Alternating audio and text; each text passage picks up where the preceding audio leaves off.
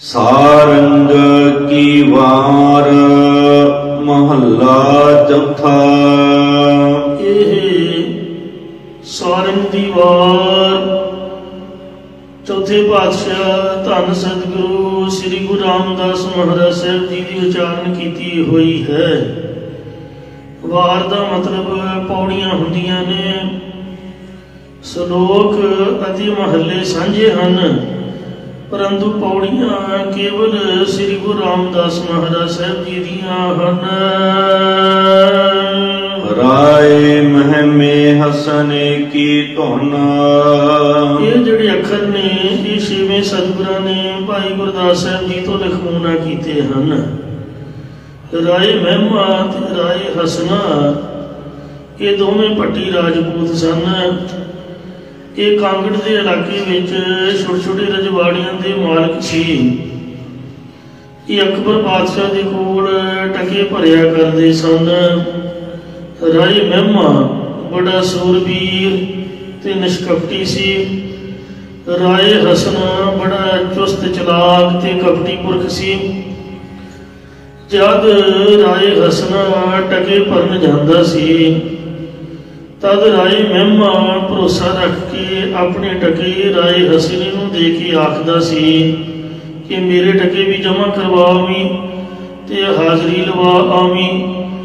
राय हसना इत्थे तां चंगा कह के चलिया जांदा सी, पर अकबर बादशाह की कचहरी में पहुँच के मन का कपटी होने करके अपने टके उतार के अपने आप को हाजिर लिखवाउंदा अते राय महिमा नूं गैर हाजिर लिखवाउंदा।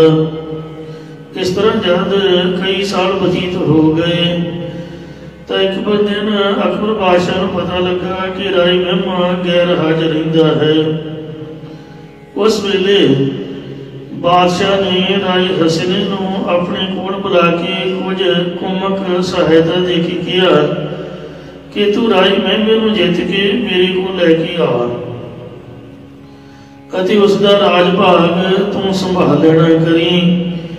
राय हसने ने धोखे नाल राय महिमा नूं कैद करके अकबर बादशाह को लियांदा ते अकबर ने उन्होंने कैद करके जेल सुट दिता ते राय हसना दोवें रियासतां दे उपर राज करन लग पिया। एक बार अकबर बादशाह ने सूरमियां की परख करने लई बाहर जमीन में एक लकड़ का किला गड़वा के सारियां नूं कहा कि जो घोड़ा दौड़ा के इस किले में इक्को चोट नाल पुटेगा उसनूं मूँह मंगिया इनाम दिता जाएगा। ये गल सुन के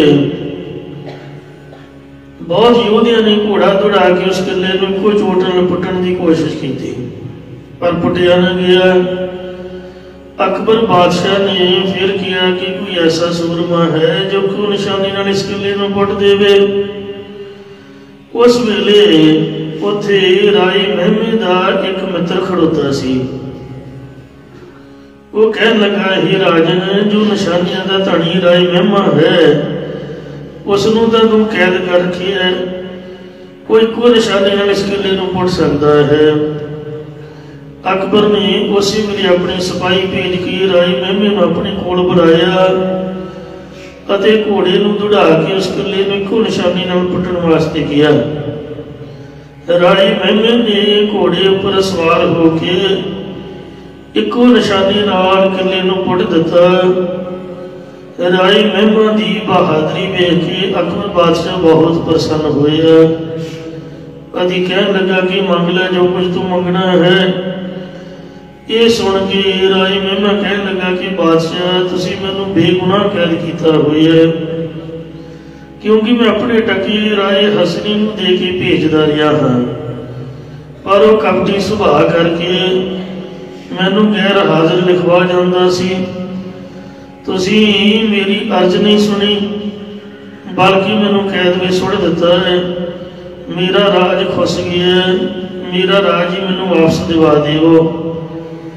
उस वेले अकबर बादशाह ने कुछ अपनी फौज दे के कहा कि तू मेरी फौज की मदद लैके राय हसने नाल युद्ध करके अपना राज भाग संभालना कर। राय महिमा ने फौजां का सहारा लैके ਰਾਏ ਹਸਨੇ ਨਾਲ युद्ध करके बड़ी बहादुरी के सहित जंग करके उन्होंने कैद कर लिया ते अपना राज भाग संभाल लिया। कुछ समय बाद राय महिमे ने अपने कृपालु सुभाव ते धर्म निभाउंदियां राय हसने के गुनाह नूं बख्श के उहदा राज भाग नूं वापस कर दिता। ढाडियां ने इन्हां दी बहादुरी ते वार बनाई जो इंज महिमा हसना राजपूत राय भारे भट्टी हसने बेई मानगी नाल महिमे थट्टी पेड़ तुहां दा मचिया सरवगे सफट्टी महिमे पाई फतेह रन गल हसने खट्टी बन हसने नूं छड्डिया जस महिमे खट्टी। ये पंज तुकी पौड़ी नाल सारंगवार की पंज तुकी पौड़ी मिलाई गई है। जैसा कि आपी आप निरंजन जिन्हें आप उपाया सो ये वार जद श्री अकाल तख्त साहिब ते छेवें गुरां नूं ढाडियां ने सरवण करवाई तद सतगुरां दे मन विच वार पा गई कि भावें राय हसने ने कुटल नीति की सी पर राय महिमे ने फिर भी धर्म कमाया है। क्यों फिर सतगुरां ने भाई गुरदास जी के पासों राय महिमे हसने की धुन ये अखर लिखवा के रागियां नूं हुक्म दिता कि जिवें उन्हां दी वार गाई जाती है तिवें सारंग की वार तुसां ने गाउणी है। या इस तरह अंतरी भाव दे विच राय महिमे की तरह विवेक है ते राय हसने की तरह मोह है। इंज इस वार विच विवेक की जित ते मोह दी हर बारी धुनी उच्चारण की हुई है। एक ओंकार बीज मंत्र उच्चारण करके मंगल करते ने एक दुती परमेश्वर वो ओंकार जो सर्वदा प्रकाशक है। सतगुर प्रसाद जो सतगुरां दी कृपा द्वारा प्राप्त हुंदा है।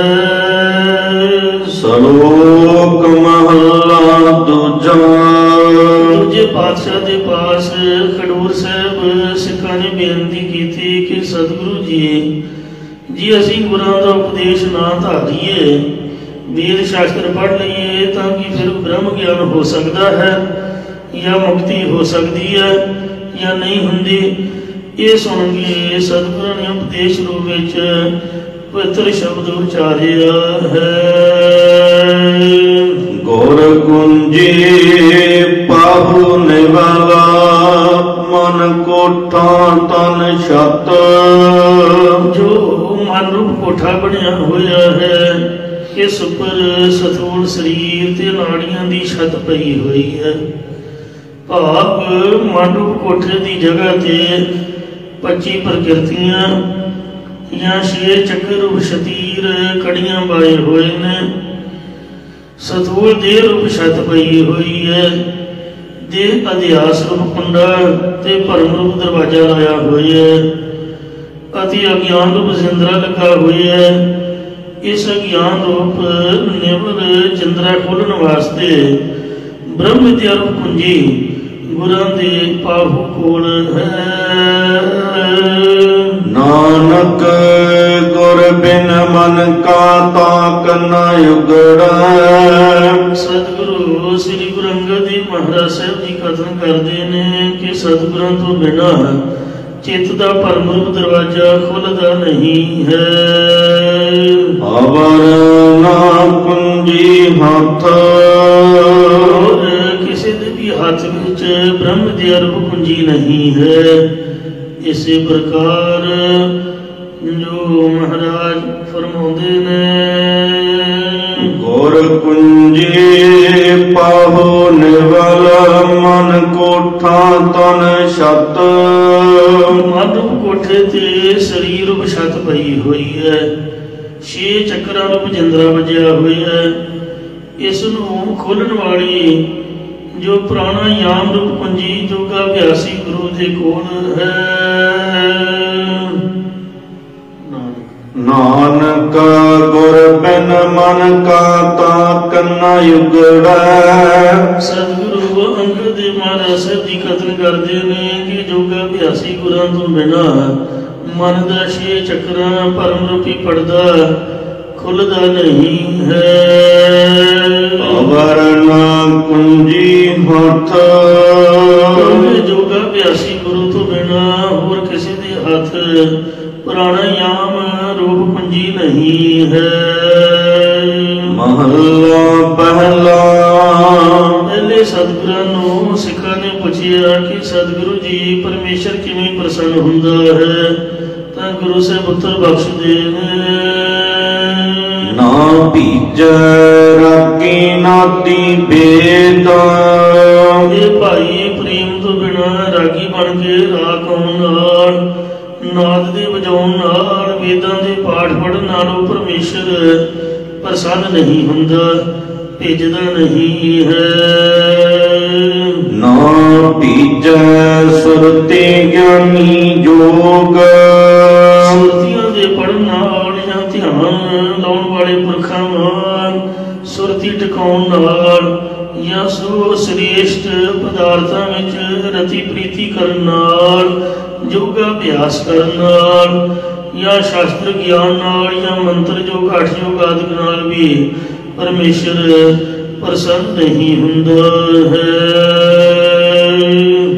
ਨਾ ਭੀਜੈ ਸੋਕੀ ਕੀਤਾ ਰੋਜ਼। ਰੋਜ਼ ਕਮਲੀਨਤਾ ਵਾਲੀਆਂ ਗੱਲਾਂ ਕਰਨ ਨਾਲ ਵੀ ਪਰਮੇਸ਼ਰ ਪ੍ਰਸੰਨ ਨਹੀਂ ਹੁੰਦਾ। ਨਾ ਭੀਜੈ ਰੂਪੀ ਮਾਲੀ ਰੰਗ। ਸੁੰਦਰ ਸਰੂਪ ਹਾਥੀ ਘੋੜੇ ਆਦਿਕ ਧਨ ਮਾਲ ਨੂੰ ਇਕੱਤਰ ਕਰਨ ਨਾਲ, ਜਾਂ ਹਾਥੀ ਘੋੜੇ ਆਦਿਕ ਮਾਲ ਦਾ ਵਪਾਰ ਕਰਨ ਨਾਲ, ਅਤੇ ਅਨੇਕ ਪ੍ਰਕਾਰ ਦੇ ਕੌਤਕ ਵੇਖਣ ਨਾਲ ਵੀ ਪਰਮੇਸ਼ਰ ਪ੍ਰਸੰਨ ਨਹੀਂ ਹੁੰਦਾ। ਨਾ ਭੀਜੈ ਤੀਰਥ ਭਵਿਆ ਨੰਗ। ਤੀਰਥਾਂ ਤੇ ਫਿਰਨ ਨਾਲ ਤੇ ਬਸਤਰ ਤੋਂ ਬਿਨਾਂ ਰਹਿਣ ਨਾਲ, ਜਾਂ ਨੰਗੇ ਪੈਰੀ ਤੀਰਥਾਂ ਦੇ ਫਿਰਨ ਨਾਲ ਵੀ ਉਹ ਪਰਮੇਸ਼ਰ ਭੇਜਦਾ ਪ੍ਰਸੰਨ ਨਹੀਂ ਹੁੰਦਾ। ਨਾ ਭੀਜੈ ਦਾਤੀ ਕੀਤਾ ਪੁੰਨਾ। ਦਾਤਾ ਬਣ ਕੇ ਸੋਨਾ ਚਾਂਦੀ ਆਦਿ ਦੀ ਦਾਤ ਦੇਣ ਦੇ ਨਾਲ, ਜਾਂ ਦਾਨ ਤੇ ਪੁੰਨ ਕੀਤਿਆਂ ਵੀ ਪਰਮੇਸ਼ਰ ਪ੍ਰਸੰਨ ਨਹੀਂ ਹੁੰਦਾ। ਨਾ ਭੀਜੈ ਬਾਹਰ ਬੈਠਿਆ ਸੁਨਾ। ਬਾਹਰ ਉਜਾੜਾਂ ਵਿੱਚ ਬੈਠਣ ਨਾਲ, ਦਸਵੇਂ ਦੁਆਰ ਵਿੱਚ ਪ੍ਰਾਣ ਚੜਾ ਕੇ ਬੈਠਣ ਨਾਲ, ਜੜ ਜਿਹਾ ਹੋ ਕੇ ਬੈਠਣ ਨਾਲ ਵੀ ਪਰਮੇਸ਼ਰ ਪ੍ਰਸੰਨ ਨਹੀਂ ਹੁੰਦਾ। ਨਾ ਭੀਜੈ ਪੇੜ ਮਰਹ ਪਿੜ ਸੂਰ। ਜੰਗ ਯੁੱਧ ਭੂਮੀ ਵਿੱਚ ਸੂਰਮਾ ਬਣ ਕੇ ਆਪਸ ਵਿੱਚ ਆਮੋ ਸਾਹਮਣੇ ਲੜ ਕੇ ਮਰਨ ਨਾਲ ਵੀ ਪਰਮੇਸ਼ਰ ਪ੍ਰਸੰਨ ਨਹੀਂ ਹੁੰਦਾ। ਨਾ ਭੀਜੈ ਕਿਤੇ ਹੋਵੈ ਧੂੜ। ਕਿਤਨੇ ਹੀ ਸਰੀਰ ਦੇ ਉੱਪਰ ਖਾਕ ਮੰਨ ਵਾਲੇ ਹੋਏ ਫਿਰਦੇ ਨੇ, ਜਾਂ ਕਨਿਆਂ ਦੀ ਪ੍ਰੇਮ ਤੋਂ ਬਿਨਾਂ ਚਰਨ ਧੂੜ ਹੋਣ ਕਰਕੇ ਵੀ ਪਰਮੇਸ਼ਰ ਪ੍ਰਸੰਨ ਨਹੀਂ ਹੁੰਦਾ। ਲੇਖਾਂ ਲਿਖੀਆਂ ਮਨ ਕੈ ਪਾਏ। ਮਨ ਦੇ ਪ੍ਰੇਮ ਜਾਂ ਮਨ ਦੀ ਭਾਵਨਾ ਦੇ ਅਨੁਸਾਰ ਦੁਨੀਆ ਲੇਖਾਂ ਨੂੰ ਲਿਖਦੀ ਫਿਰਦੀ ਹੈ। ਸਭ ਜੀਵਾਂ ਦਾ ਲੇਖਾ ਰੱਬ ਦੇ ਘਰ ਲਿਖਿਆ ਜਾਂਦਾ ਹੈ। ਨਾਨਕ ਭੀਜੈ ਸਚੈ ਨਾਏ। ਇਹ ਸਤਿਗੁਰੂ ਜੀ ਫਿਰ ਪਰਮੇਸ਼ਰ ਪ੍ਰਸੰਨ ਕਿਵੇਂ ਹੁੰਦਾ ਹੈ? ਤਾਂ ਸਤਿਗੁਰੂ ਮਹਾਰਾਜ ਕਥਨ ਕਰਦੇ ਕਿ ਸੱਚੇ ਨਾਮ ਨੂੰ ਜਪਣ ਕਰਕੇ ਹੀ ਪਰਮੇਸ਼ਰ ਪ੍ਰਸੰਨ ਹੁੰਦਾ ਹੈ। ਇਸੇ ਪ੍ਰਕਾਰ ਨਾਨਕ ਭੀਜੈ ਸਚੈ ਨਾਏ। ਸੋ ਮਹਾਰਾਜ ਕਥਨ ਕਰਦੇ ਹਨ ਕਿ ਫਿਰ ਸੱਚੇ ਨਾਮ ਨੂੰ ਜਪਣ ਕਰਕੇ ਪਰਮੇਸ਼ਰ ਤਾਂ ਪ੍ਰਸੰਨ ਹੁੰਦਾ ਹੈ। ਕਿਵੇਂ ਪ੍ਰਸੰਨ ਹੁੰਦਾ ਹੈ? ਲੇਖਾ ਲਿਖੀਐ ਮਨ ਕੈ ਪਾਏ। ਜੇ ਮਨ ਦੀ ਭਾਵਨਾ ਅਨੁਸਾਰ ਪ੍ਰੇਮ ਰੂਪ ਕਰਮ ਲੈ ਕੇ ਅੰਤःਕਰਨ ਰੂਪ ਕਾਗਜ਼ ਤੇ ਬ੍ਰਹਮ ਗਿਆਨ ਦੀ ਪ੍ਰਾਪਤੀ ਰੂਪ ਲੇਖੇ ਨੂੰ ਲਿਖਣਾ ਕਰੀਏ। ਨਾਨਕ ਭੀਜੈ ਸਾਚਾ ਨਾਏ। ਤਾਂ ਸਤਿਗੁਰੂ ਜੀ ਕਥਨ ਕਰਦੇ ਵੀ ਸੱਚੇ ਨਾਮ ਨੂੰ ਜਪਣ ਕਰਕੇ ਪਰਮੇਸ਼ਰ ਪ੍ਰਸੰਨ ਹੋ ਜਾਂਦਾ ਹੈ। ਇਹ ਸਤਿਗੁਰੂ ਜੀ ਕੀ ਵੇਦਾਂਤ ਦੀ ਵਿਦਿਆ ਪੜ੍ਹਨ ਨਾਲ ਪਰਮੇਸ਼ਰ ਦਾ ਅੰਤ ਪਾਇਆ ਜਾ ਸਕਦਾ ਹੈ? ਤਾਂ ਗੁਰੂ ਸਾਹਿਬ ਉੱਤਰ ਬਖਸ਼ਦੇ ਨੇ। ਮਹੱਲਾ ਪਹਿਲਾ। ਸਤਿਗੁਰੂ ਨਾਨਕ ਦੇਵ ਸਾਹਿਬ ਜੀ ਉਚਾਰ ਰਹੇ ਹਨ। ਨਵ ਸੇ ਖਟਕਾ ਕਰੇ ਵਿਚਾਰ। ਜਿਹੜੇ ਪੁਰਖ 9 ਪ੍ਰਕਾਰ ਦੀ ਵਿਆਕਰਨ 6 ਸ਼ਾਸਤਰ 6 ਵੇਦੀ ਅੰਗਾਂ ਦਾ ਵਿਚਾਰ ਕਰਦੇ ਨੇ। ਨਿਸ ਦਿਨ ਉਚਰੈ ਪਾਰੇ 18 ਪਰਬਾਂ ਵਾਲੇ ਮਹਾਭਾਰਤ ਨੂੰ ਰਾਤ ਦਿਨ ਉਚਾਰਦੇ ਨੇ, ਜਾਂ 18 ਪੁਰਾਣਾਂ ਨੂੰ ਰਾਤ ਦਿਨ ਉਚਾਰਦੇ ਹਨ ਅਤੇ ਆਪਣੇ ਆਪ ਨੂੰ ਅਧਿਸ਼ਠਾਨ ਮੰਨ ਕੇ ਸਰੂਪ ਦੀ ਭਾਲ ਵਿੱਚ ਲੱਗੇ ਰਹਿੰਦੇ ਹਨ। ਤਨ ਪੀਨ ਤਨ ਪਾਇਆ ਤੋਹੇ। ਇਹ ਪਰਮੇਸ਼ਰ ਤਿਨਾਂ ਨੇ ਵੀ ਤੇਰਾ ਅੰਤ ਨਹੀਂ ਪਾਇਆ ਹੈ। ਨਾਮ ਬਿਨੁ ਮੁਕਤ ਕਿਉ ਹੋਏ। ਇਸ ਲਈ ਇਹ ਪਰਮੇਸ਼ਰ ਤੇਰੇ ਨਾਮ ਤੋਂ ਬਿਨਾਂ ਜੀਵ ਕਿਵੇਂ ਮੁਕਤ ਹੋ ਸਕਦਾ ਹੈ? ਭਾਵ ਮੁਕਤ ਨਹੀਂ ਹੋ ਸਕਦਾ। ਨਾਮ ਵਸਤ ਬ੍ਰਹਮ ਅੰਤ ਨ ਜਾਣਿਆ। ਨਾਭੀ ਵਿੱਚ ਵਸਦੇ ਕਮਲ ਦੀ ਨਾਲੀ ਦਾ ਬ੍ਰਹਮਾ ਨੇ ਅੰਤ ਨਹੀਂ ਜਾਣਿਆ। ਤੇਰਾ ਅੰਤ ਬੜਾ ਕਿਵੇਂ ਕੋਈ ਜਾਣ ਸਕਦਾ ਹੈ? ਗੁਰਮੁਖ ਨਾਨਕ ਨਾਮ ਪਛਾਣਿਆ।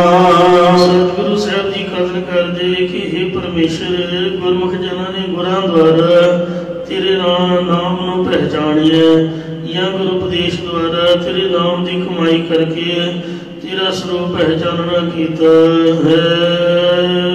ਪੌੜੀ। ਚੌਥੇ ਪਾਤਸ਼ਾਹ ਸਤਿਗੁਰੂ ਰਾਮਦਾਸ ਮਹਾਰਾਜ ਜੀ ਦੀ ਪੌੜੀ ਹੈ। ਆਪੇ ਆਪ ਨਿਰੰਜਨਾ। ਉਹ ਆਪਣਾ ਆਪ ਰੂਪ ਸ਼ੁੱਧ ਸਰੂਪ ਪਰਮੇਸ਼ਰ ਹੀ ਹੈ। ਜਿਨ ਆਪੇ ਪਾਇਆ। ਇਹ ਭਾਈ ਜਿਸ ਪਰਮੇਸ਼ਰ ਨੇ ਆਪਣੇ ਆਪ ਤੋਂ ਸੰਸਾਰ ਦੀ ਰਚਨਾ ਨੂੰ ਪੈਦਾ ਕੀਤਾ ਹੈ। ਆਪੇ ਖੇਲ ਰਚਾਇਓ ਨਾ। ਉਸਨੇ ਆਪ ਹੀ ਸਥੂਲ ਤੱਤਾਂ ਦੁਆਰਾ ਸਥੂਲ ਸ੍ਰਿਸ਼ਟੀ ਤੇ ਸੂਖਮ ਤੱਤਾਂ ਦੁਆਰਾ ਸੂਖਮ ਸ੍ਰਿਸ਼ਟੀ ਦਾ ਕੌਤਕ ਰਚਾਉਣਾ ਕੀਤਾ ਹੈ। ਸਭ ਜਗਤ ਸਭਾਇਆ। ਅਤੇ ਆਪ ਹੀ ਸਾਰੇ ਸੰਸਾਰ ਵਿੱਚ ਸਾਰੇ ਜੀਵਾਂ ਅੰਦਰ ਸਾਖੀ ਰੂਪ ਹੋ ਕੇ ਆਇਆ ਹੋਇਆ ਹੈ। ਤ੍ਰੈ ਗੁਣ ਆਪ ਸਿਰਜਿਆ ਨਾ। ਪਰਮੇਸ਼ਰ ਨੇ ਆਪ ਹੀ 3 ਰਜੋ ਸਮ ਸਤੋ ਤੇ ਤਮੋ ਗੁਣਾਂ ਨੂੰ ਸਿਰਜਣਾ ਕੀਤਾ, ਰਚਿਆ ਹੈ। ਰਾਜਸੀ ਤਾਮਸੀ ਸਾਤਵੀ ਸੁਭਾਅ ਵਾਲੇ ਪੁਰਖਾਂ ਨੂੰ ਵਾਹਿਗੁਰੂ ਨੇ ਆਪ ਹੀ ਰਚਿਆ ਹੈ। ਮਾਇਆ ਮੋਹ ਵਧਾਇਆ। ਅਤੇ ਆਪ ਹੀ ਉਸਨੇ 3 ਗੁਣਾਂ ਵਾਲੇ ਪੁਰਖਾਂ ਦੇ ਅੰਦਰ ਮਾਇਆ ਦਾ ਮੋਹ ਵਧਾਇਆ ਹੋਇਆ ਹੈ। ਗੁਰ ਪ੍ਰਸਾਦਿ ਉਪਰੇ। ਗੁਰਮੁਖ ਜਨ ਗੁਰਾਂ ਦੀ ਕਿਰਪਾ ਦੁਆਰਾ ਮਾਇਆ ਤੇ ਮੋਹ ਤੋਂ ਬਚੇ ਹਨ। ਜਿਨ ਭਾਣ ਪਾਇਆ।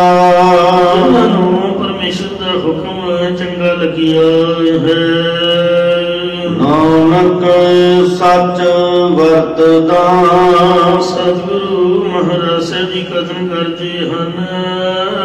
ਸਭ ਸੱਚ ਸਮਾਇਆ। ਕਿ ਜਿਨ੍ਹਾਂ ਦੇ ਹਿਰਦੇ 'ਚ ਸੱਚਾ ਨਾਮ ਵਰਤ ਰਿਹਾ ਹੈ, ਉਹਨਾਂ ਨੂੰ ਸਾਰਿਆਂ 'ਚ ਸੱਚਾ ਪਰਮੇਸ਼ਰ ਹੀ ਸਮਾਇਆ ਹੋਇਆ ਦ੍ਰਿਸ਼ਟੀ ਆਉਂਦਾ ਹੈ। ਜਾਂ ਗੁਰਮੁਖ ਜਨਾਂ ਦੀ ਐਸੀ ਦ੍ਰਿਸ਼ਟੀ ਖੁੱਲ੍ਹ ਜਾਂਦੀ ਹੈ ਕਿ ਉਹਨਾਂ ਨੂੰ ਸੱਚਾ ਹੀ ਸਭ ਥਾਵਾਂ ਵਿੱਚ ਵਰਤਦਾ ਦਿਖਦਾ ਹੈ ਅਤੇ ਸਾਰਿਆਂ ਦੇ ਹਿਰਦੇ ਵਿੱਚ ਵੀ ਸੱਚਾ ਸਮਾਇਆ ਹੋਇਆ ਦਿਖਦਾ ਹੈ। ਜਾਂ ਜੋ ਸੱਚਾ ਪਰਮੇਸ਼ਰ ਸਭ ਥਾਵਾਂ ਵਿੱਚ ਵਰਤਦਾ ਹੈ, ਨਾਮ ਜਪਣ ਵਾਲੇ ਸਾਰੇ ਭਗਤਾਂ ਦਾ ਮਨ ਉਹਦੇ ਸੱਚ ਸਰੂਪ ਵਿੱਚ ਸਮਾ ਗਿਆ, ਮਿਲ ਜਾਂਦਾ ਹੈ। ਸਰੂਪ ਸ਼ਲੋਕ ਮਹੱਲਾ ਦੂਜਾ। ਦੂਜੇ ਪਾਤਸ਼ਾਹ ਸ੍ਰੀ ਗੁਰੂ ਅੰਗਦ ਦੇਵ ਮਹਾਰਾਜ ਜੀ ਸ੍ਰੀ ਖਡੂਰ ਸਾਹਿਬ ਦੀਵਾਨ ਵਿੱਚ ਸਜੇ ਹੋਏ ਸੰਗਤਾਂ ਨੂੰ ਦਰਸ਼ਨ ਦੇ ਕੇ ਨਿਹਾਲ ਕਰ ਰਹੇ ਸਨ। ਸਿੱਖਾਂ ਨੇ ਸਤਿਗੁਰਾਂ ਦੇ ਪਾਸੋਂ ਪਰਮਾਰਥ ਦੀ ਵਿਚਾਰ ਪੁੱਛਣ ਬਾਬਤ ਬੇਨਤੀ ਕੀਤੀ ਕਿ ਇਹ ਭਿੰਨ ਭਿੰਨ ਸ੍ਰਿਸ਼ਟੀ ਨੂੰ ਕੌਣ ਰੱਖਦਾ ਤੇ ਕੌਣ ਪੈਦਾ ਕਰਦਾ ਹੈ। ਇਹ ਸੁਣ ਕੇ ਸਤਿਗੁਰੂ ਮਹਾਰਾਜ ਜੀ ਨੇ ਇਹ ਪਾਵਨ ਸ਼ਲੋਕ ਉਚਾਰਿਆ। ਆਪ ਉਪਾਏ ਨਾਨਕਾ। ਸਤਿਗੁਰੂ ਮਹਾਰਾਜ ਕਥਨ ਕਰਦੇ ਕਿ ਇਹ ਭਾਈ ਪਰਮੇਸ਼ਰ ਆਪ ਹੀ ਸ੍ਰਿਸ਼ਟੀ ਨੂੰ ਪੈਦਾ ਕਰਦਾ ਹੈ। ਆਪੇ ਰੱਖੈ ਵੇਗ।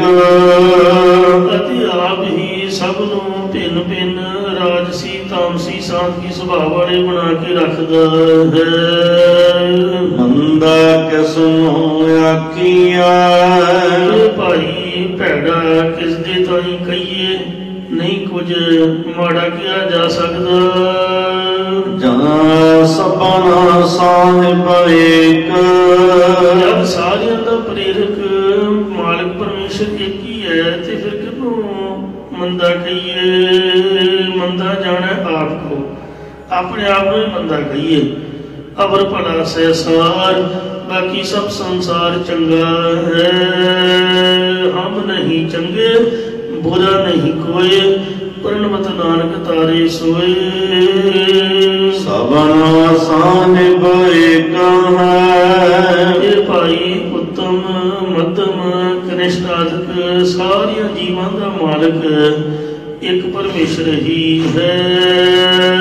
ਵੇਖੈ ਧੰਦ ਲਾਏ। ਪਰਮੇਸ਼ਰ ਜੀਵਾਂ ਦੀ ਵਾਸ਼ਨਾ ਅਨੁਸਾਰ ਉਹੋ ਜਿਹੇ ਧੰਦਿਆਂ ਚ ਲਾ ਕੇ ਆਪ ਹੀ ਸਭਨਾਂ ਦੇ ਚੰਗੇ ਮੰਦੇ ਕੀਤੇ ਕਰਮਾਂ ਨੂੰ ਵੇਖ ਰਿਹਾ ਹੈ।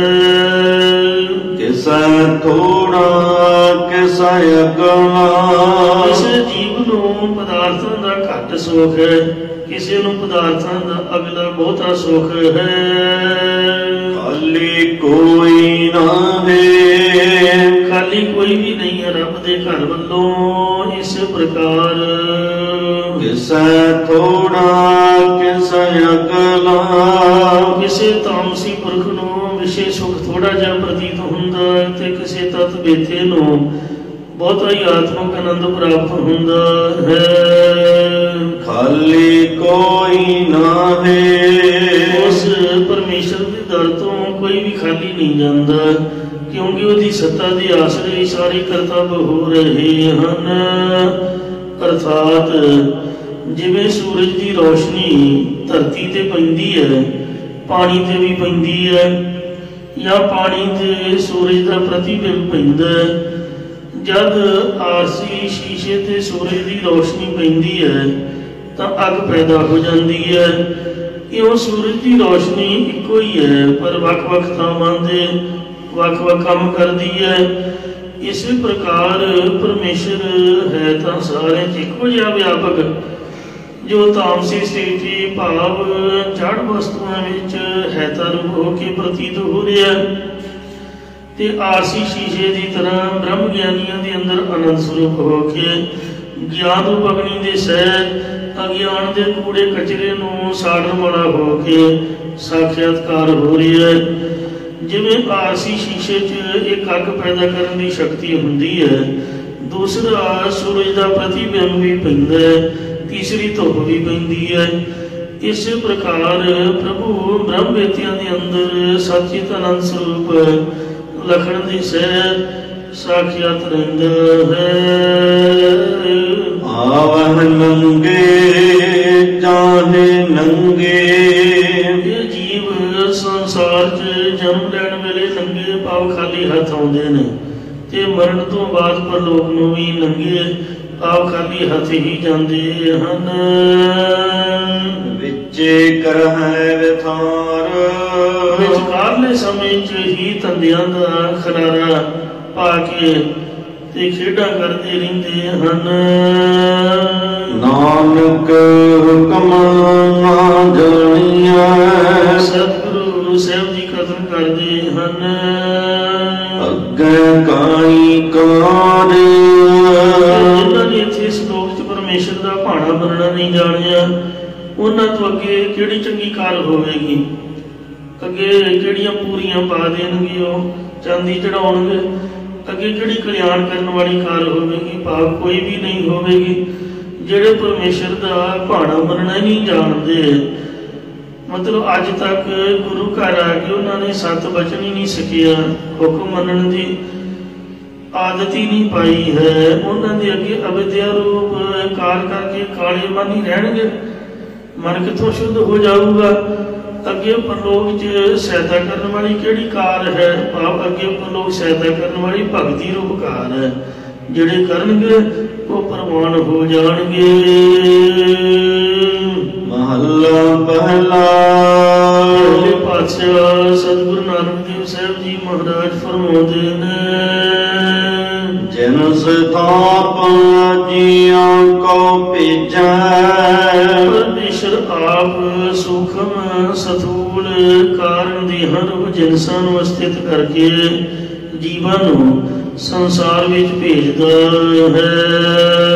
ਜਿਨ ਸਥਾਪ ਲੈ ਜਾਵੈ। ਅਤੇ ਫਿਰ ਆਪ ਪੈਦਾ ਕੀਤੀਆਂ ਹੋਈਆਂ ਜਿਨਸਾਂ ਨੂੰ ਲੈ ਜਾਂਦਾ ਹੈ। ਜਾਂ ਜਿਵੇਂ ਕੋਈ ਪਾਤਸ਼ਾਹ ਆਪਣੇ ਨੌਕਰ ਨੂੰ ਵਿਲਾਇਤ ਵਿੱਚ ਕਿਸੇ ਕੰਮ ਲਈ ਭੇਜਦਾ ਹੈ, ਇਸੇ ਪ੍ਰਕਾਰ ਪਰਮੇਸ਼ਰ ਨੂੰ ਪਾਤਸ਼ਾਹ ਸੂਖਮ ਸਥੂਲ ਤੇ ਕਾਰਨ ਦੇ ਜਾਂ ਸਵਾਸਾਂ ਰੂਪੀ ਜਿਨਸ ਨੂੰ ਅਸਥਿਤ ਕਰਕੇ ਜੀਵਾਂ ਤਾਈਂ ਸੰਸਾਰ ਵਿੱਚ ਭੇਜਦਾ ਹੈ। ਪਰ ਜੀਵ ਪੈਦਾ ਕੀਤੀ ਹੋਈ ਦੇਹ ਰੂਪ ਜਿਨਸ ਜਾਂ ਸਵਾਸਾਂ ਰੂਪੀ ਜਿਨਸ ਨੂੰ ਲੈ ਕੇ ਵਿਅਰਥੀ ਵਿਕਾਰਾਂ ਵਿੱਚ ਗਵਾ ਕੇ ਚਲੇ ਜਾਂਦੇ ਹਨ। ਇਸੇ ਪ੍ਰਕਾਰ ਜਿਨ ਸਥਾਪ ਜੀਆਂ ਕੋ ਭੇਜੈ। ਪਰਮੇਸ਼ਰ ਜਿਨਸ ਨੂੰ ਅਸਥਿਤ ਕਰਕੇ ਜੀਵਾਂ ਨੂੰ ਸੰਸਾਰ 'ਚ ਸਤਿਗੁਰਾਂ ਦੇ ਕੋਲ ਆਪਣੀ ਪ੍ਰਾਪਤੀ ਵਾਲਾ ਉਪਦੇਸ਼ ਲੈਣ ਲਈ ਭੇਜਦਾ ਹੈ। ਜਿਨ ਸਥਾਪ ਲੈ ਜਾਵੈ। ਗੁਰਮੁਖ ਜਨ ਅਸਥਿਤ ਕੀਤੀ ਸਵਾਸਾਂ ਰੂਪੀ ਜਿਨਸ ਨੂੰ ਸਤਿਗੁਰਾਂ ਦੇ ਕੋਲ ਉਪਦੇਸ਼ ਲੈਣ ਜਾਂਦੇ ਨੇ, ਜਾਂ ਸਤਿਗੁਰਾਂ ਦੇ ਪਾਸੋਂ ਬ੍ਰਹਮ ਗਿਆਨ ਰੂਪੀ ਜਿਨਸ ਲੈ ਕੇ ਪਰਲੋਕ ਨੂੰ ਜਾਂਦੇ ਹਨ। ਆਪੇ ਥਾਪ ਥਾਪੈ ਆਪੇ। ਪਰਮੇਸ਼ਰ ਆਪ ਹੀ ਜੀਵਾਂ ਨੂੰ ਪੈਦਾ ਕਰਦਾ ਜਾਂ ਪਾਲਣਾ ਕਰਕੇ ਸਥਿਤ ਕਰਦਾ ਹੈ, ਤੇ ਆਪ ਹੀ ਜੀਵਾਂ ਦੀ ਪ੍ਰਾਰਬਧ ਸਮਾਪਤ ਹੋਣ ਤੋਂ ਪਰਲੋ ਵੀ ਕਰਦਾ ਹੈ। ਇਤੇ ਵੇਸ ਕਰਾਵੈ। ਅਤੇ ਆਪ ਹੀ ਜੀਵਾਂ ਦੇ ਇਤਨੇ ਅੰਡਜ ਰਸੀਤ ਉਤਪੁਜ ਆਕਾਰਾਂ ਨੂੰ ਜਾਂ ਭੀਖਾਂ ਨੂੰ ਕਰਾਉਂਦਾ ਹੈ। ਜਿਤੇ ਜੀਆ ਫਿਰ ਹੈ ਧੁਤੀ। ਜਿਤਨੇ ਜੀਵ ਨੇ ਸਾਰੇ ਮੰਗਤੇ ਹੋ ਕੇ ਤੁਰੇ ਫਿਰਦੇ ਹਨ। ਆਪੇ ਭਿਖਿਆ ਪਾਵੈ। ਪਰਮੇਸ਼ਰ ਆਪ ਹੀ ਸਭ ਜੀਵਾਂ ਦੀ ਕਰਨੀ ਅਨੁਸਾਰ ਜੋਨਾਂ ਦੀ ਪ੍ਰਾਪਤੀ ਰੂਪ ਜਾਂ ਸੁਖ ਦੁੱਖ ਦੀ ਪ੍ਰਾਪਤੀ ਰੂਪ ਭਿਖਿਆ ਖੈਰ ਪਾਉਣ ਵਾਲਾ ਹੈ। ਇਸੇ ਪ੍ਰਕਾਰ ਜਿਤੇ ਜੀਵ ਫਿਰ ਹੈ ਧੁਤੀ। ਜਿਤਨੇ ਜੀਵ ਵਿਰਕਤੀ ਬਣ ਕੇ ਤੁਰੇ ਫਿਰਦੇ ਨੇ, ਉਹਨਾਂ ਸਭਨਾਂ ਨੂੰ ਪਰਮੇਸ਼ਰ ਆਪ ਹੀ ਗ੍ਰਸਤੀ ਰੂਪ ਹੋ ਕੇ ਭੋਜਨ ਆਦਿ ਦੀ ਖੈਰ ਪਾਉਣ ਵਾਲਾ ਹੈ। ਆਪੇ ਭਿਖਿਆ ਪਾਵੈ।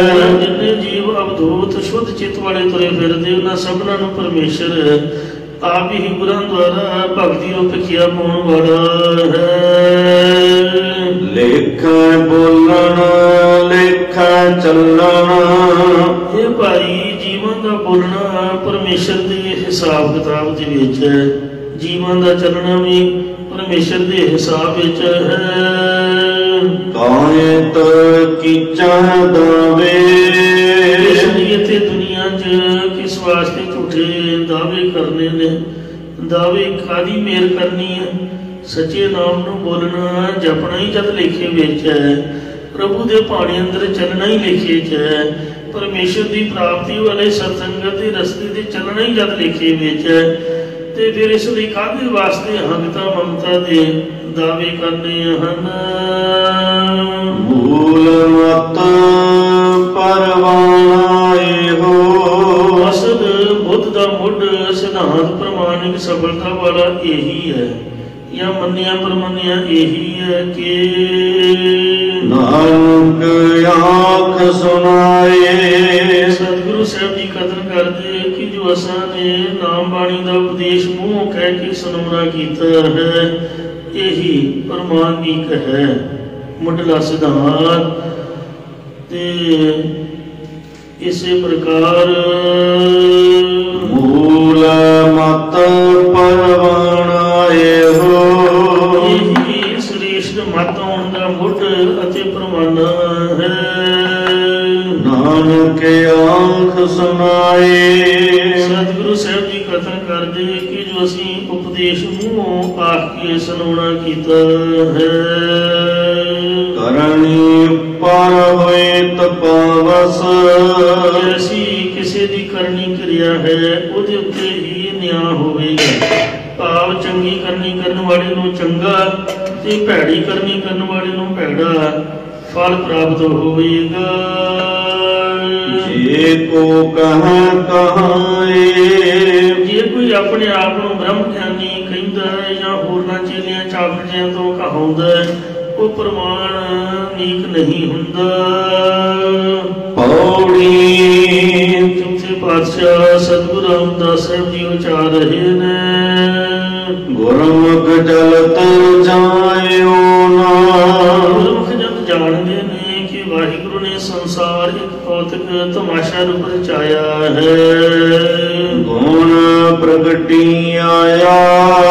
ਇਸੇ ਕਰਕੇ ਗੁਰਮੁਖ ਜਨਾਂ ਦੇ ਹਿਰਦੇ 'ਚ ਸ਼ੁਭ ਗੁਣਾਂ ਦਾ ਸਮੁਦਾਇ ਪ੍ਰਗਟ ਹੋਇਆ, ਜਾਂ ਸ਼ੁਭ ਗੁਣਾਂ ਕਰਕੇ ਪਰਮੇਸ਼ਰ ਗੁਰਮੁਖ ਜਨਾਂ ਦੇ ਹਿਰਦੇ ਅੰਦਰ ਪ੍ਰਗਟ ਹੋ ਆਉਂਦਾ ਹੈ। ਉਹ ਗੁਰਮੁਖਾਂ ਦੇ ਹਿਰਦੇ 'ਚ ਕਿਹੜੇ ਗੁਣ ਹਨ? ਗੁਰਬਾਣੀ ਸਦੇ ਉਚਾਰੈ, ਗੁਰਮੁਖ ਜਨ ਸਦਾ ਗੁਰਬਾਣੀ ਨੂੰ ਉਚਾਰਦੇ ਰਹਿੰਦੇ ਹਨ।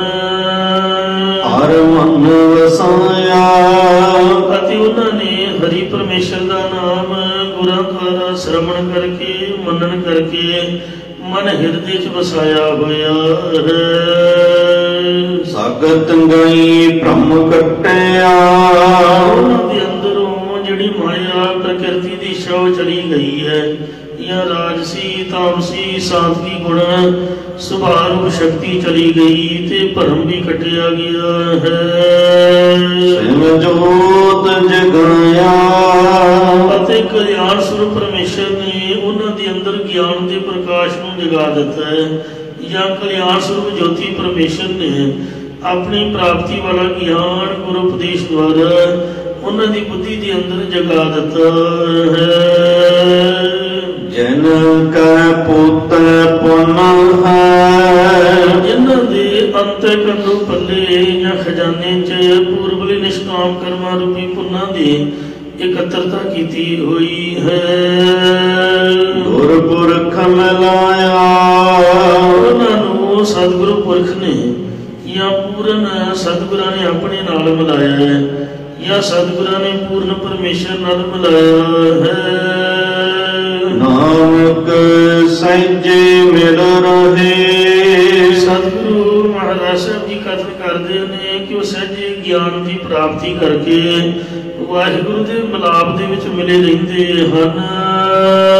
ਹਰ ਨਾਮ ਸਮਾਇਆ, ਜਿਨ੍ਹਾਂ ਦਾ ਮਨ ਹਰੀ ਪਰਮੇਸ਼ਰ ਦੇ ਨਾਮ 'ਚ ਸਮਾ ਗਿਆ, ਲੀਨ ਹੋ ਗਿਆ, ਜਾਂ ਜਿਨ੍ਹਾਂ ਦਾ ਮਨ ਨਾਮੀ ਪਰਮੇਸ਼ਰ 'ਚ ਸਮਾ ਗਿਆ ਹੈ।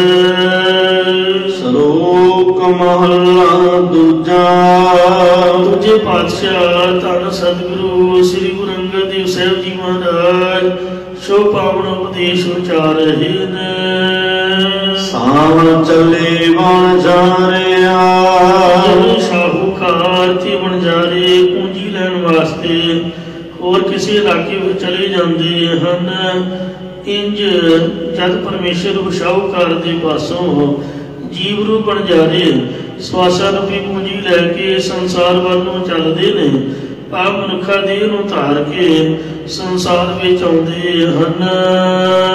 ਲਿਖਿਆ ਦੇਵੈ ਨਾਲ ਤਦੋਂ ਪਰਮੇਸ਼ਰ ਕੀਤੇ ਹੋਏ ਕਰਮਾਂ ਦੀ ਲਿਖਤ ਅਨੁਸਾਰ ਪ੍ਰਲਬਧ ਰੂਪ ਕਰਮ ਨਾਲ ਹੀ ਲਿਖ ਕੇ ਦਿੰਦਾ ਹੈ। ਕਰਮੀ ਆਵੇ ਕੱਪੜਾ, ਕੱਪੜਾ ਕਿਹੜਾ ਹੈ?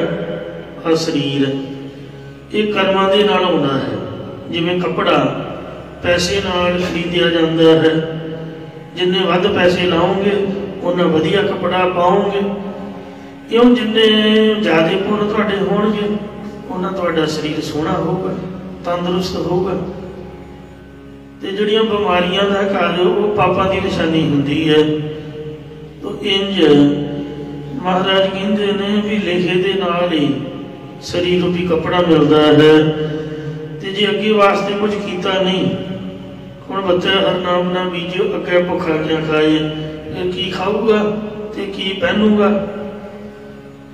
ਜਿਸ ਜੱਟ ਦੀ ਜ਼ਮੀਨ ਹੀ ਉਨੀ ਹੈ, ਉਹਨੇ ਕਣਕ ਦਾਣੇ ਫੱਕੇ ਵੇਚ ਕੇ ਹੀ ਆਪਦਾ ਲੀੜਾ ਕੱਪੜਾ ਰੋਟੀ ਪਾਣੀ ਕਰਨਾ ਬਣਾਉਣਾ। ਜੇ ਪੈੜੀ ਬੀਜੂਗਾ ਨਹੀਂ ਤਾਂ ਵੱਢੂਗਾ ਕੀ, ਭੁੱਖਾ ਹੀ ਮਰੂਗਾ। ਤੋ ਇਸ ਤਰੀਕੇ ਦੇ ਨਾਲ ਹੈ ਹੀ ਉਹਨੇ ਇੱਕ ਸਵਾਸ ਨੇ, ਬਹੁਤਾ ਕੁਛ ਹੈ ਹੀ ਨਹੀਂ ਸਾਡੇ ਕੋਲ, ਉਮਰ ਬਹੁਤ ਥੋੜੀ ਹੈ। ਜੇ ਆਪਦੇ ਗੁਜ਼ਾਰੇ ਜੋਗਾ ਨਹੀਂ ਬੰਦਾ ਕਰ ਸਕਿਆ ਤਾਂ ਫਿਰ ਗਾ ਸਰੀਰ ਕੀ ਮਿਲਣਾ?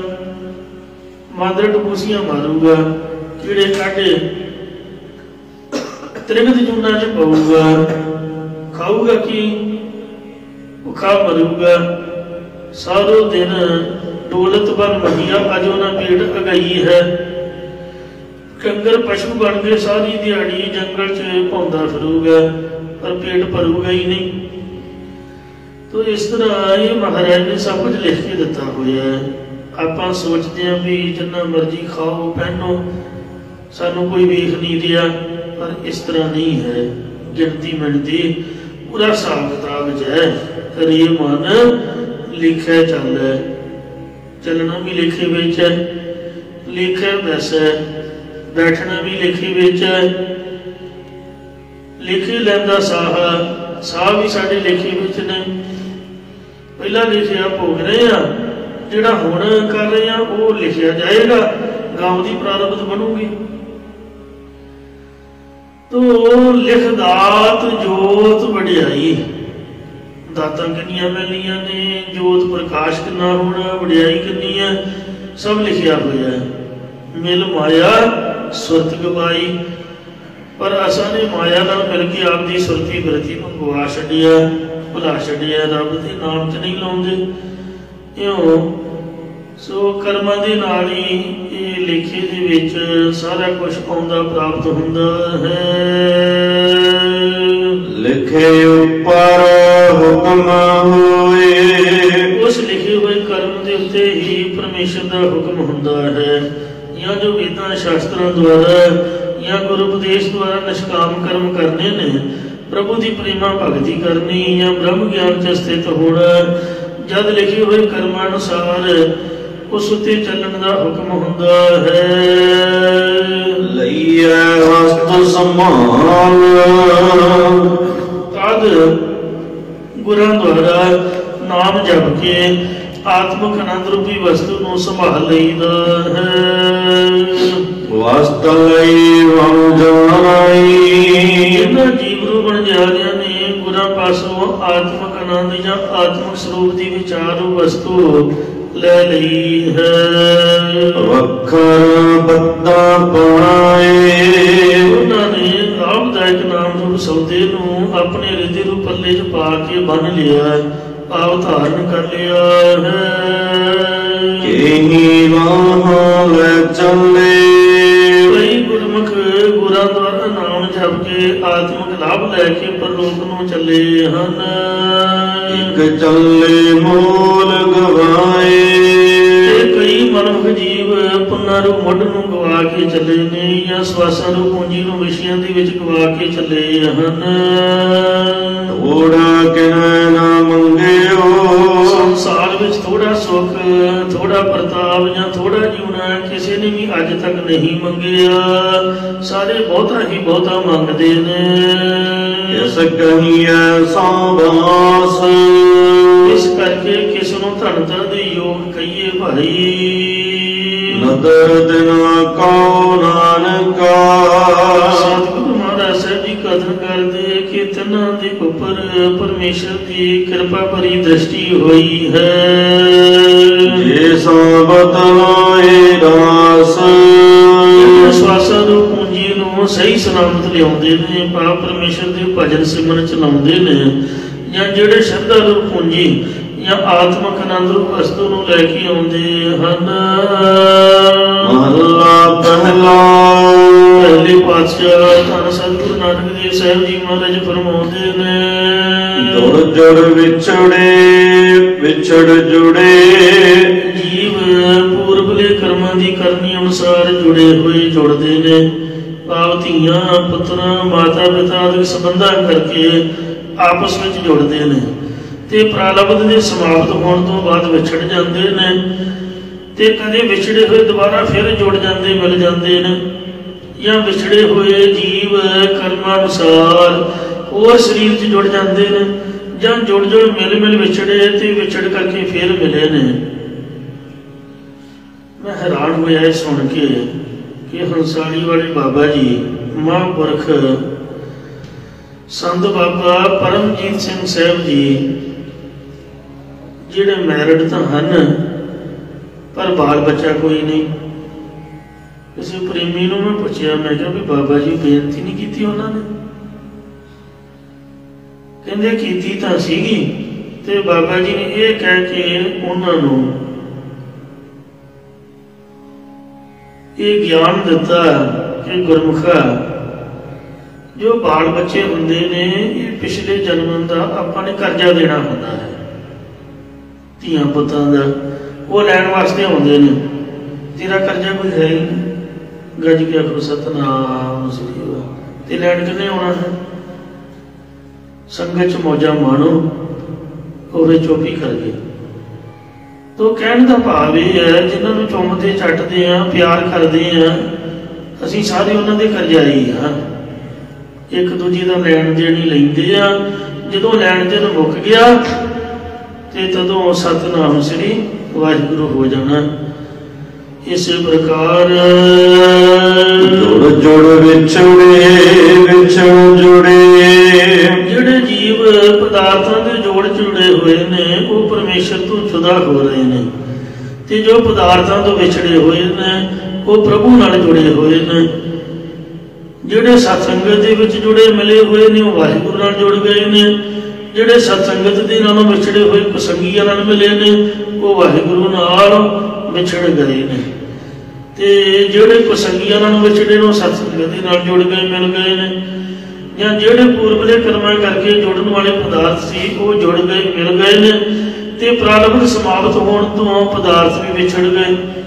ਜਿਹੜੇ ਪਦਾਰਥ ਵਿਛੜੇ ਹੋਏ ਸਨ ਉਹ ਪ੍ਰਾਰਬਧ ਦੀ ਪ੍ਰਾਪਤੀ ਵੇਲੇ ਪੁੰਨੀ ਪੁਰਖਾਂ ਨੂੰ ਫਿਰ ਜੁੜ ਗਏ ਮਿਲ ਜਾਂਦੇ ਹਨ। ਲੋਕ ਪੈਸਾ ਵੇਖ ਕੇ, ਪਦਾਰਥ ਵੇਖ ਕੇ ਬੜੇ ਹੈਰਾਨ ਹੁੰਦੇ ਨੇ ਵੀ ਸਾਡੇ ਕੋਲ ਤਾਂ ਕੱਖ ਵੀ ਨਹੀਂ, ਫਲਾਣੇ ਕੋਲ ਇੰਨਾ ਕੁਛ ਕਿਉਂ ਆ। ਗੁਰੂ ਰਾਮਦਾਸ ਵੱਲ ਵੇਖ ਕੇ ਵੀ ਲੋਕ ਈਰਖਾ ਕਰਦੇ, ਤਾਂ ਭਾਈ ਗੁਰਦਾਸ ਜੀ ਕਹਿੰਦੇ ਵੀ ਭਲੇ ਪੁਰਖਾਂ ਨੂੰ ਇਹ ਨਹੀਂ ਪਤਾ ਕਿ ਦਿੱਤਾ ਲਈਏ ਆਪਣਾ, ਅਣ ਦਿੱਤਾ ਕਿਛ ਹੱਥ ਨਾ ਆਵੇ। ਸ੍ਰੀ ਗੁਰੂ ਰਾਮਦਾਸ ਨੇ ਤਾਂ ਪਿਛਲੇ ਜਨਮ 'ਚ ਪੂਰੀ ਦਾ ਪੂਰਾ ਰਾਜ ਹੀ ਦਾਨ ਕਰ ਦਿੱਤਾ ਸੀਗਾ। ਲੰਗਰ ਐਵੇਂ ਥੋੜ੍ਹਾ ਚੱਲਦੇ ਨੇ, ਲੋਕਾਂ ਦੇ ਬਾਣੇ ਪਤਾ ਨਹੀਂ ਇਸ ਤਰ੍ਹਾਂ ਹੀ ਆ ਕੇ ਇੰਨੇ ਪਦਾਰਥਾਂ ਦੇ ਵਿੱਚ ਗੁਰਦੁਆਰੇ ਬੈਠ ਕੇ ਆਪਦਾ ਦਿੱਤਾ ਲਈਦਾ। ਜਿੰਨੇ ਚੁਣੀ ਪਰ ਕਿਸੇ ਨੂੰ ਘੁੱਟ ਪਾਣੀ ਨਹੀਂ ਪਿਆਇਆ, ਆਪ ਨਾ ਦੇਹ ਚੁਰੂ ਭਰ ਪਾਣੀ। ਸਗੋਂ ਜਿਹੜੇ ਦਿੰਦੇ ਉਹਨਾਂ ਦੀ ਨਿੰਦਿਆ ਕਰਦੇ ਨੇ, ਤੇ ਨਿੰਦੇ ਜੇ ਗੰਗਾ ਨਹੀਂ ਪਤਾ ਨਹੀਂ ਕਿੱਥੋਂ ਲਿਆਂਦਾ, ਪਤਾ ਨਹੀਂ ਚੋਰੀ ਦਾ ਮਾੜੀ ਹੈ। ਇਸ ਤਰ੍ਹਾਂ ਦੀਆਂ 100 ਗੱਲਾਂ ਸੁਣਨ ਨੂੰ ਮਿਲਦੀਆਂ। ਉਹਨਾਂ ਲੋਕਾਂ ਨੂੰ ਰੱਬ ਨੇ ਭਲਾ ਕੀ ਦੇਣਾ ਹੈ? ਇਸ ਵਾਸਤੇ ਦਿੰਦਾ ਵੀ ਉਹਨੂੰ ਹੀ ਹੈ ਜਿਹਦੇ ਪੁੰਨ ਨੇ ਪਿਛਲਾ ਕੋਈ ਦਾਨ ਹੈ। ਕਿਉਂ ਸ੍ਰੀ ਗੁਰੂ ਰਾਮਦਾਸ ਮਹਾਰਾਜ ਜੀ ਨੇ ਪਿਛਲੇ ਜਨਮ 'ਚ ਰਾਜਦਾਨ ਕੀਤਾ ਸੀਗਾ, ਤਾਂ ਉਹਨਾਂ ਨੂੰ ਇਹ ਪਦਾਰਥ ਜੁੜੇ ਹੋਏ ਨੇ। ਤੇ ਅੱਜ ਤੱਕ ਵੀ ਉਸੇ ਤਰ੍ਹਾਂ ਹੀ ਵੇਖੋ 5-5 ਮੰਜ਼ਿਲਾ ਲੰਗਰ ਚੱਲ ਰਿਹਾ ਹੈ, 4-4 ਛਬੀਲਾਂ ਨੇ ਦਰਬਾਰ ਸਾਹਿਬ ਦੇ ਅੰਦਰ। ਕਿੱਡਾ ਵੱਡਾ ਸਰੋਵਰ ਹੈ ਅੰਮ੍ਰਿਤ ਦਾ, ਜੇ ਨਹਾਓ ਇਸ਼ਨਾਨ ਕਰੋ ਤਾਂ ਪਾਪ ਉਤਰਦੇ ਨੇ, ਜੇ ਛਕੋ ਤੇ ਤਾਂ ਮਨ ਪਵਿੱਤਰ ਹੁੰਦਾ ਹੈ। ਜੀਵ ਜੀਵ ਮੋਏ ਮੋਏ ਜੀਵੇ। ਇਹ ਜੀਵ ਪ੍ਰਾਰਬਧ ਅਨੁਸਾਰ ਜਿਉਂਦੇ ਨੇ, ਇੱਕ ਪ੍ਰਾਰਬਧ ਦੀ ਸਮਾਪਤੀ ਕਰਕੇ ਮਰ ਗਏ ਨੇ, ਇੱਕ ਫਿਰ ਮਰੇ ਹੋਏ ਮਨੁੱਖਾ ਜਨਮ ਨੂੰ ਪਾ ਕੇ ਜਿਉਂਦੇ ਹੋ ਗਏ ਨੇ। ਇਸੇ ਪ੍ਰਕਾਰ ਜੀਵ ਜੀਵ ਮੋਏ ਮੋਏ ਜੀਵੇ। ਜੀਵ ਸੰਸਾਰ ਵੱਲ ਆਪਣੇ ਆਪ ਨੂੰ ਜਿਉਂਦੇ ਮੰਨਦੇ ਨੇ, ਉਹ ਪਰਮੇਸ਼ਰ ਵੱਲੋਂ ਮਰੇ ਹੋਏ ਨੇ। ਜੋ ਸੰਸਾਰ ਵੱਲੋਂ ਮਰੇ ਹੋਏ ਨੇ, ਉਹ ਪਰਮੇਸ਼ਰ ਦੀ ਤਰਫ ਜਿਉਂਦੇ ਨੇ। ਇਸੇ ਪ੍ਰਕਾਰ ਜੀਵ ਜੀਵ ਮੋਏ ਮੋਏ ਜੀਵੇ। ਜਿਹੜੇ ਜੀਵ ਜੀਵਨ ਨੂੰ ਪਰਮੇਸ਼ਰ ਵੱਲ ਨੂੰ ਜਿਉਂਦੇ ਨੇ, ਉਹ ਆਤਮਿਕ ਜੀਵਨ ਵੱਲ ਜਿਉਂਦੇ ਨੇ। ਜਿਨ੍ਹਾਂ ਦਾ ਕੁਸੰਗੀਆਂ ਦੀ ਸੰਗਤ ਕਰਕੇ ਪਰਮੇਸ਼ਰ ਵੱਲ ਨਿਸ਼ਚਾ ਮਰ ਗਿਆ ਹੈ, ਉਹ ਆਤਮਿਕ ਜੀਵਨ ਵੱਲੋਂ ਮਰ ਗਏ ਨੇ। ਜਾਂ ਜਿਹੜੇ ਜੀਵ ਪਰਮੇਸ਼ਰ ਨੂੰ ਆਰਾਧਨ ਵੱਲ ਜਿਉਂਦੇ ਨੇ, ਉਹ ਆਤਮਿਕ ਜੀਵਨ ਵੱਲ ਜਿਉਂਦੇ ਨੇ। ਜਿਹੜੇ ਪਰਮੇਸ਼ਰ ਦੇ ਭਜਨ ਸਿਮਰਨ ਵੱਲੋਂ ਮਰੇ ਹੋਏ ਨੇ, ਉਹ ਜਿਉਂਦੇ ਹੀ ਆਤਮਿਕ ਜੀਵਨ ਵੱਲੋਂ ਮਰੇ ਹੋਏ ਹਨ। ਕਿਤਿਆਂ ਕੇ ਬਾਪਾ ਕਿਤਿਆਂ ਕੇ ਬੇਟੇ। ਲਬਦ ਅਨੁਸਾਰ ਕਿੰਨਿਆਂ ਦੇ ਪਿਤਾ, ਕਿੰਨਿਆਂ ਦੇ ਪੁੱਤਰ। ਕਿਤੇ ਗੁਰ ਚੇਲੇ ਹੋਏ।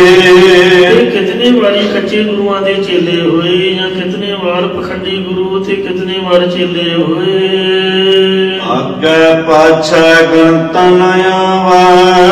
ਅੱਗੇ ਕਿਹੜੇ ਜਨਮ ਚ ਹੋਵਾਂਗੇ, ਪਿੱਛੇ ਕਿਹੜੇ ਜਨਮਾਂ ਦੇ ਵਿੱਚ ਸੀ, ਇਹ ਜੀਵਾਂ ਨੂੰ ਗਿਣਤੀ ਨਹੀਂ ਆਉਂਦੀ। ਕਿਆ ਜਾਤੀ ਕਿਆ ਹੁਣ ਹੋਏ। ਕੀ ਪਿਛਲੇ ਜਨਮਾਂ ਦੀ ਜਾਤੀ ਸੀ, ਕੀ ਹੁਣ ਜਾਤੀ ਵਿੱਚ ਹੋਏ ਆ, ਇਸ ਗੱਲ ਦੀ ਵੀ ਜੀਵਾਂ ਨੂੰ ਸਮਝ ਨਹੀਂ ਹੈ।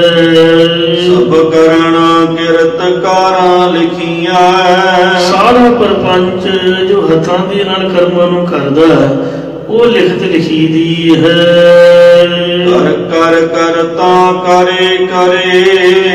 ਜਿਸ ਲਿਖਤ ਅਨੁਸਾਰ ਜੀ ਪਿੱਛੇ ਕਰਨ ਵਾਲੇ ਹੋ ਕੇ ਕਰਮਾਂ ਦੇ ਤਾਈਂ ਕਰਦੇ ਸਨ, ਹੁਣ ਵਰਤਮਾਨ ਸਮੇਂ ਵਿੱਚ ਵੀ ਜੀਵ ਕਰਤੇ ਹੋ ਕੇ ਕਰਮਾਂ ਨੂੰ ਕਰਦੇ ਤੇ ਅੱਗੇ ਨੂੰ ਵੀ ਕਰਤੇ ਹੋ ਕੇ ਕਰਮ ਕਰਨਗੇ। ਮਨਮੁਖ ਮਰੀਐ ਗੁਰਮੁਖ ਤਰੀਐ। ਮਨਮੁਖਤਾ ਵਾਲੇ ਜੀਵ ਸਦਾ ਜਪਦੇ ਮਰਦੇ ਰਹਿੰਦੇ, ਤੇ ਗੁਰਮੁਖ ਜਨ ਗੁਰਾਂ ਦੁਆਰਾ ਨਾਮ ਜਪ ਕੇ ਤਰ ਜਾਂਦੇ ਨੇ। ਨਾਨਕ ਨਦਰੀ ਨਦਰ ਕਰੇ। ਸਤਿਗੁਰੂ ਸਾਹਿਬ ਜੀ ਕਦਰ ਕਰਦੇ, ਕਿਉਂਕਿ ਨਦਰੀ ਪਰਮੇਸ਼ਰ ਆਪ ਗੁਰਮੁਖ ਜਨਾਂ ਤੇ ਮਿਹਰ ਦੀ ਦ੍ਰਿਸ਼ਟੀ ਕਰਦਾ ਹੈ। ਜਾਂ ਜੇਕਰ ਨਦਰੀ ਪਰਮੇਸ਼ਰ ਮਿਹਰ ਦੀ ਦ੍ਰਿਸ਼ਟੀ ਕਰੇ ਤਾਂ ਹੀ ਪੂਰਨ ਗੁਰਾਂ ਨਾਲ ਮਿਲਣਾ ਹੁੰਦਾ ਹੈ। ਪੌੜੀ। ਚੌਥੇ ਪਾਤਸ਼ਾਹ ਸਤਿਗੁਰੂ ਰਾਮਦਾਸ ਸਾਹਿਬ ਜੀ ਉਚਾਰ ਰਹੇ ਨੇ। ਮਨਮੁਖ ਦੂਜਾ ਭਰਮ ਹੈ। ਮਨ ਨੂੰ ਮੁਖੀ ਬਣਾਉਣ ਵਾਲੇ ਪੁਰਖਾਂ ਦੇ ਅੰਦਰ ਦਵੈਤ ਦਾ ਭਰਮ ਹੈ। ਦਵੈਤ ਵੀ ਹੈ ਤੇ ਭਰਮ ਵੀ ਹੈ। ਦੂਜਾ ਲੋਭਾਇਆ। ਇਸੇ ਕਰਕੇ ਉਹਨਾਂ ਦਾ ਚਿੱਤ ਹਰ ਵਕਤ ਦਵੈਤ ਵਿੱਚ ਲੁਭਾਈਮਾਨ ਰਹਿੰਦਾ ਹੈ। ਕੂੜ ਕਪਟ ਕਮਾਉਣ ਦੇ। ਮਨੁੱਖ ਹਰ ਵਕਤ ਝੂਠ ਤੇ ਸ਼ਬਦ ਨੂੰ ਕਮਾਉਂਦੇ ਨੇ। ਕੂੜੋ ਲਾਇਆ। ਤੇ ਮੂੰਹ ਤੋਂ ਝੂਠ ਹੀ ਉਚਾਰਦੇ ਰਹਿੰਦੇ ਹਨ। ਦਰਕ ਲਤਰ ਮੋਹੇ ਤਾਂ ਹੈ। ਮਨਮੁਖਾਂ ਦਾ ਆਪਣੇ ਪੁੱਤਰਾਂ ਨਾਲ ਮੋਹ ਤੇ ਇਸਤਰੀ ਨਾਲ ਪ੍ਰੇਮ ਲੱਗਿਆ ਹੋਇਆ ਹੈ। ਸਭ ਦੁੱਖ ਸਵਾਇਆ। ਇਹਨਾਂ ਸਭਨਾਂ ਦਾ ਸੰਗ ਕਰਕੇ ਮਨਮੁਖਾਂ ਨੂੰ ਬਹੁਤ ਸਾਰਾ ਦੁੱਖ ਮਿਲਦਾ ਹੈ। ਜਾਂ ਸਭਨਾਂ ਦਾ ਹਿੱਤ ਬਹੁਤ ਸਾਰਾ ਦੁੱਖ ਰੂਪ ਹੈ। ਜਾਂ ਸਾਰਾ ਸੰਸਾਰ ਦੁੱਖ ਤੇ ਸੁੱਖ ਵਿੱਚ ਪਿਆ ਹੋਇਆ ਹੈ। ਅੰਦਰ ਬੱਦੇ ਮਾਰੀਆ ਹੈ। ਇਸ ਕਰਕੇ ਮਨਮੁਖ ਪੁਰਖ ਜਮਾਂ ਦੇ ਦਰ 'ਚ ਬੰਨੇ ਹੋਏ ਮਾਰਾ ਖਾਂਦੇ ਨੇ, ਕੁੱਟੇ ਜਾਂਦੇ ਨੇ। ਮਹ ਪਰਮਾਇਆ। ਤੇ ਭਰਮ ਕਰਕੇ ਜੂਨਾਂ 'ਚ ਭਰਮਾਏ ਜਾਂਦੇ। ਜਾਂ ਪਰਮੇਸ਼ਰ ਕਰਮ ਅਨੁਸਾਰ ਭਰਮ 'ਚ ਪਾ ਕੇ 84 ਲੱਖ ਜੂਨਾਂ 'ਚ ਭਰਮਾਉਂਦਾ ਹੈ ਉਹਨਾਂ ਨੂੰ। ਮਨਮੁਖ ਜਨਮ ਗਵਾਇਆ। ਮਨਮੁਖ ਜੀਵ ਆਪਣੇ ਅਮੋਲਕ ਮਨੁੱਖਾ ਜਨਮ ਨੂੰ ਵਿਅਰਥ ਹੀ ਗਵਾਉਂਦੇ ਨੇ। ਨਾਨਕ ਹਰ ਪਾਇਆ। ਸਤਿਗੁਰੂ ਮਹਾਰਾਜ ਸਾਹਿਬ ਜੀ ਕਥਨ ਕਰਦੇ ਕਿ ਹਰੀ ਪਰਮੇਸ਼ਰ ਨੂੰ ਇਸੇ ਤਰ੍ਹਾਂ ਹੀ ਪਾਉਂਦਾ ਹੈ। ਜਿਹਨੂੰ ਮਨਮੁਖ ਬਣਾਉਂਦਾ ਉਹ ਮਨਮੁਖ ਹੈ, ਜਿਨ੍ਹਾਂ ਨੂੰ ਗੁਰਮੁਖ ਬਣਾਉਂਦਾ ਗੁਰੂ ਘਰ ਆ ਜਾਂਦੇ ਨੇ। ਬੰਦੇ ਦੇ ਵੱਸ ਦੀ ਕੋਈ ਗੱਲ ਨਹੀਂ। ਇਸ ਲਈ ਅਰਦਾਸ ਜ਼ਰੂਰ ਕਰਨੀ ਚਾਹੀਦੀ ਹੈ ਕਿ ਸਾਡਾ ਮਨ ਗੁਰੂ ਚਰਨਾਂ ਨਾਲ ਜੁੜਿਆ ਰਹੇ ਜੀ। ਉਹਨਾਂ ਚੁੱਕਿਆ ਖਿਮਾ ਕਰੋ ਕਿ ਤੂੰ ਸਮਤ ਬਖਸ਼ੋ। ਜਮਦਰ ਬੱਦੇ ਮਾਰੀ